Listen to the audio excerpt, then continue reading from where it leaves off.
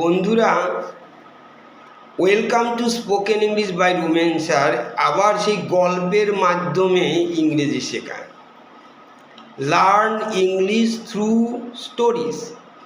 আজকের গল্প হচ্ছে the soldier and the caged birds, অর্থাৎ সৈনিক এবং খাঁচাবন্দি পাখি। কেজ মানে খাঁচা, কেজেড বার্ডস খাঁচাবন্দি পাখি। চলো।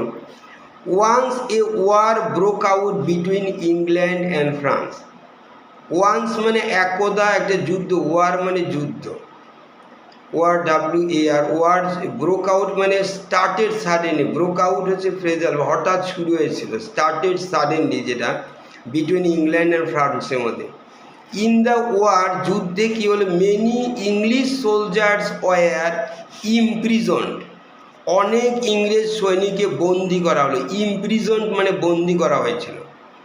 আফটার মেনি ডেজ, অনেক দিন পরে, ওয়ান অফ দি সোলজার্স মানে সৈনিকদের একজন, ওয়াজ রিলিজড, ছেড়ে দেওয়া হলো। অ্যান্ড হি রিটার্নড হোম, সে বাড়ি ফিরে এলো। He was one day sitting beside the window of his house, একদিন সে বসেছিল সিটিং বিসাইড দি উইন্ডো, জানালার পাশে, অফিস তার বাড়ি জানালার পাশে। দেন হি স এ বার্ড সেলার, তখন সে দেখলো একটা পাখি বিক্রেতা। He was carrying, the bird seller who was carrying few cages, কয়েকটা খাঁচা ফুল অফ বার্ডস, খাঁচা, পাখি ভর্তি খাঁচা বহন করে নিয়ে যাচ্ছিল, full cages. Seeing the condition of the poor birds, seeing মানে দেখে, সিইং দ্য কন্ডিশন, এই অবস্থা দেখে, অফ দি পুয়ার বার্ডস, এখানে পুয়ার মানে গরিব না, বেচারা পাখিদের অবস্থা দেখে। The soldier took pity on them, take pity মানে করুণা করা, দয়া করা। হি টুক পিটি, সে দয়া করলো, অন দেম, ওই পাখিগুলোর উপরে। Then he remembered his own condition in the French prison, সে তখন মনে করলো তার নিজের অবস্থা সেই ফরাসি প্রিজনে, জেলখানার মধ্যে। দি সোলজার বট অল দি কেজেস, সমস্ত খাঁচা কিনে নিল।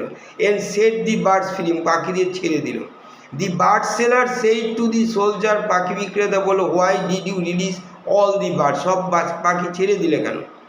হি said that I know the agony of captivity, আমি জানি যে অ্যাগনি মানে পেইন, অফ ক্যাপটিভিটি বন্দি দশার যে যন্ত্রণা কেমন আমি জানি।